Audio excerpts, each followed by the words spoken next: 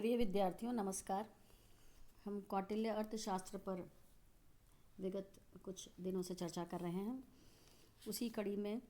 कौटिल्य की जो अर्थव्यवस्था के संबंधी सिद्धांत हैं, यानी जो इकोनॉमी से रिलेटेड उनके विचार हैं, उनके बारे में कहा जा सकता है कि वित्त के इतिहास या फाइनेंस के हिस्ट्री में एक नए तरह के युग की उससे शुरुआत होती है। संभवतः इससे पूर्व में सार्वजनिक वित्त, जिसको पब्लिक फाइनेंस कहा जाता है, उसके विषय में डॉक्टर सेल्टोर के अनुसार भी सार्वजनिक वित्त के संबंध में सबसे अधिक विस्तृत और संभवतः सबसे प्राचीनतम जो सिद्धांत है वो कौटिल्य के अर्थशास्त्र में उपलब्ध होता है। इसकी एक प्रमुख विशेषता यह है कि इसमें शांति और युद्ध दोनों ही प्रकार के समयों में अर्थव्यवस्था के संबंध में विचार व्यक्त किए गए। यानी शांति काल में जब सर्वत्र शांति का साम्राज्य हो, उस समय में अर्थव्यवस्था की किस प्रकार की नीतियाँ या उस किस तरह से चलाया जाना चाहिए, और जब युद्ध का काल हो या युद्ध की परिस्थितियाँ हों, उस समय में किस तरह की वित्त व्यवस्था में विभिन्नता या अंतर होना चाहिए, इसके विषय में विस्तृत विवेचना इसमें मिलती है। और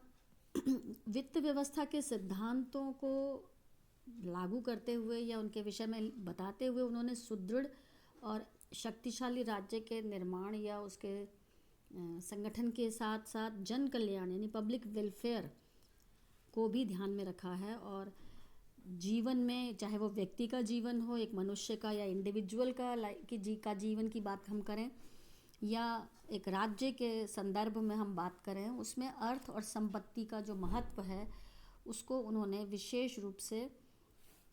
केंद्रीय विषय माना है। और आज के परिस्थितियों में या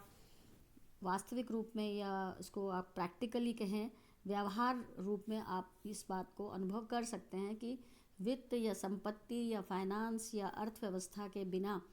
किसी भी प्रकार से ना तो राज्य संचालन संभव है, ना व्यक्ति का किसी भी प्रकार का या राज्य का कोई और कार्य संभव है। तो कोष संचय के लिए किस प्रकार राजस्व का संग्रह किया जाए, उसके विभिन्न सोर्सेज क्या हो सकते हैं, यानी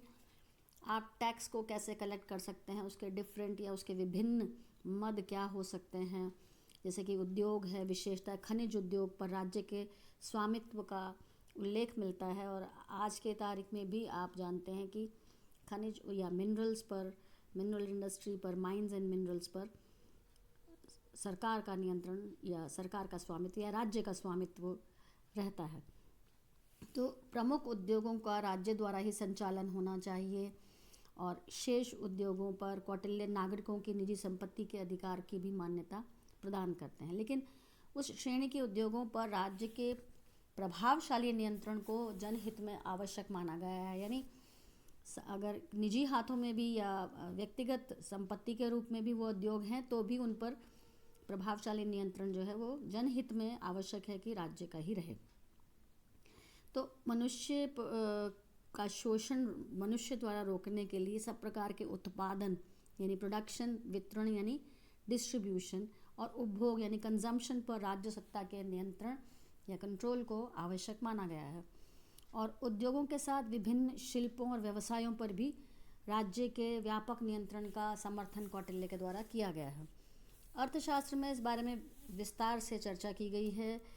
इसमें राजकीय नियंत्रण का उद्देश्य जिससे कि व्यापारी अपना उचित मूल्य पर अपनी वस्तुओं को बेचें, जमाखोरी या अधिक मूल्य ना लिया जाए या काला बाजारी ना हो सके, उत्पादक वस्तु निर्माण पर उचित अनुपात में ही लाभ लें। यानी लाभ का जो अनुपात है, मात्रा है, वो बहुत अधिक नहीं होनी चाहिए। शिल्पकारों को अपने श्रम का उचित पारिश्रमिक मिल सके, यानी जो सर्विस सेक्टर में है या हैंडीक्राफ्ट्स या सेवाएं उपलब्ध कराते हैं, उनको अपनी मेहनत का पूरा परिश्रम का मूल्य मिल सके। और न्याय प्रशासन या जुडिशियल एडमिनिस्ट्रेशन के लिए कौटिल्य ने 2 प्रकार के न्यायालयों की बात की है, धर्मस्थीय और कंटक शोधन। तो धर्मस्थीय न्यायालयों के न्यायाधीश धर्मस्थ या व्यावहारिक कहलाते थे, और कंटक शोधन के न्यायाधीश प्रदेष्टा। तो जो स्थानीय जो न्यायालय हैं उनमें संपत्ति के अधिकार से संबंधित दीवानी मामलों को रखा जाता था, और कंटक शोधन जो है अन्य समाज के अराज्य हित के और उनके विरुद्ध या व्यक्ति के विरुद्ध या समाज के विरुद्ध जो कार्य कर रहे हैं या जिन्होंने कोई अपराध किया हो उस प्रकार के मामलों का निपटारा करता था। तो कंटक शोधन न्यायालय को कौटिल्य ने एक मौलिक रूप प्रदान किया है। इसके अतिरिक्त अंतर्राज्यीय संबंधों पर भी विशद चर्चा कौटिल्य करते हैं। राज्यों के पारस्परिक संबंधों की व्याख्या कौटिल्य ने मंडल सिद्धांत के आधार पर की है। मंडल सिद्धांत को शक्ति संतुलन या बैलेंस ऑफ पावर जिसे कहा जाता है आज के पॉलिटिकल थ्योरी के संदर्भ में या राजनीतिक सिद्धांतों के या राजनय के सिद्धांतों के रूप में उस भाषा में, तो उसको ये कहा जा सकता है कि वो शक्ति संतुलन स्थापित करने का प्रयास करने की बात करते हैं। इसके अनुसार 12 राज्यों के एक वृत्त या मंडल की कल्पना की है जिसका जो केंद्र है विजय का इच्छुक या विजय चाहने वाला राज्य या विजिगीषु जिसे शब्द इस्तेमाल किया गया है, और विजिगीषु राजा के साथ उसके मंडल के अन्य राजाओं के साथ 4 प्रकार के संबंध उन्होंने निर्धारित किए हैं या माने हैं, जिनमें कि अरि यानी शत्रु, मित्र, आप समझते हैं मित्र का अर्थ है जो आपका सहयोगी है और आपका शुभ चिंतक है, और मध्यम जो न मित्र है न शत्रु, और उदासीन प्रकार का जो है वो राज्य की मौलिक भौगोलिक स्थिति के राज्यों के बीच शत्रुता और संबंधों को या मित्रता के संबंधों को निर्धारित करती है। तो विजिगीषु के राज्य की सीमा से लगा हुआ राज्य शत्रु राज्य, राज्य की सीमा से लगा राज्य मित्र राज्य है। इस मान्यता के अनुसार विजिगीषु राज्य के संदर्भ में उन्होंने कुछ श्रेणियों की बात की है, जैसे कि विजिगीषु राज्य के सामने की ओर अरि मित्र और मित्र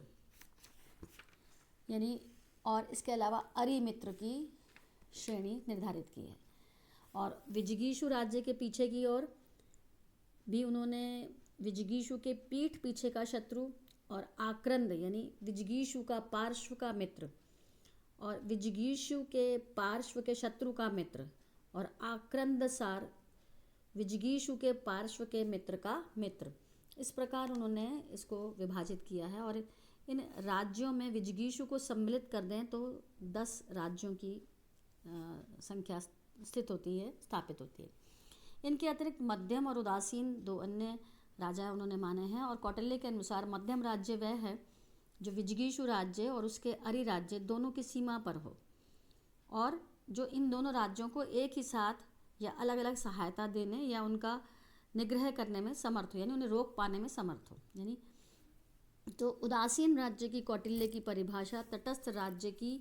वर्तमान धारणा से आप अलग पाते हैं, और कौटिल्य की दृष्टि से उदासीन वह राज्य है जो विजिगीषु राज्य, अरि राज्य एवं मध्यम राज्य से दूर हो, यानी भौगोलिक रूप से दूर हो, और तीनों ही राज्यों पर अलग अलग या सब पर एक साथ उन पर अनुग्रह या निग्रह यानी उन पर कृपा करने में या उनका विरोध करने में समर्थ हो, सक्षम हो। तो इसी प्रकार हम आगे कौटिल्य के 60 गुण्य सिद्धांत की चर्चा करेंगे और धर्म और नैतिकता के में कौटिल्य के जो विचार हैं उनकी बात करेंगे। आशा है आपके लिए ये उपयोगी सिद्ध होगा। धन्यवाद।